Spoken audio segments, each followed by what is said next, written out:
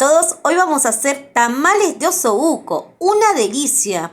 Para empezar vamos a tiernizar el osobuco y lo vamos a condimentar con pimentón, sal, pimienta y adicionamos ajo en polvo. Picamos unas verduras que van a complementar con el aroma y sobre todo van a hacer que el caldo quede súper sabroso. Buscamos la ollita de barro con un poquito de aceite, vamos a sellar la carne para realzar el gustito y que quede súper rico.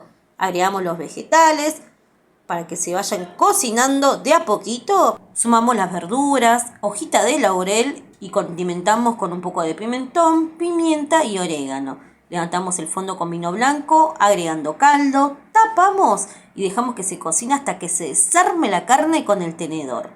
Para la masa, en este caso voy a utilizar puré de zapallo y para darle el toque mágico, el toque de sabor, vamos a sumar queso sardo de lácteos Barraza, agregamos harina de maíz y caldo bien caliente.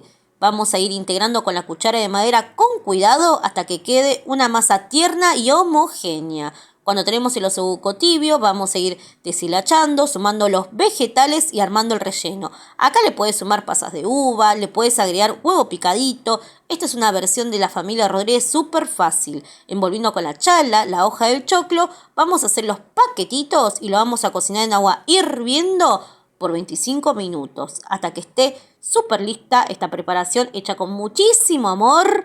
Espero que les guste, no se olviden de guardar y compartir.